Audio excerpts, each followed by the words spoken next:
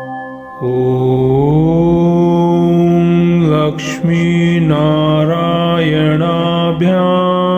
नमः। ॐ लक्ष्मीनारायणाभ्यां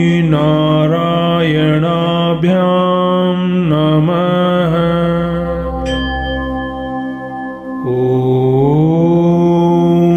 लक्ष्मीनारायणाभ्यां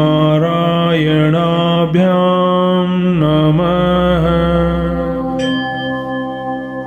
ॐ लक्ष्मीनारायणाभ्यां नमः।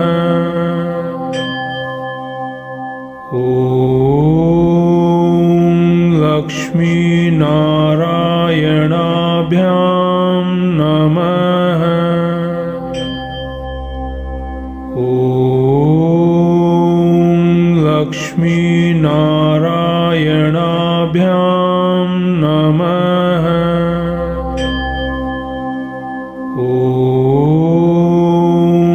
लक्ष्मीनारायणाभ्यां नमः।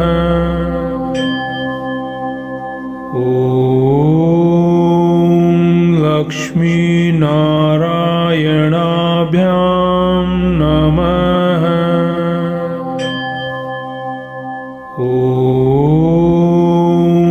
लक्ष्मीनारायणाभ्यां नमः।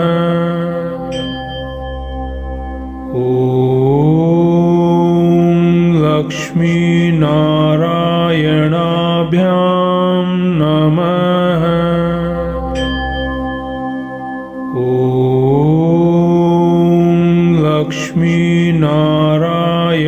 लक्ष्मीनारायणाभ्यां नमः।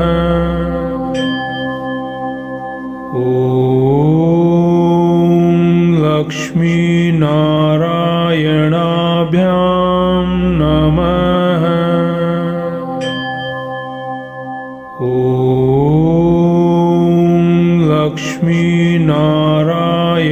लक्ष्मीनारायणाभ्यां नमः।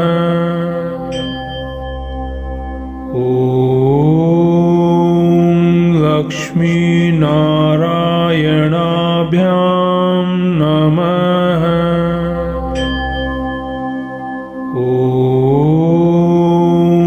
लक्ष्मीनारायणाभ्यां नमः।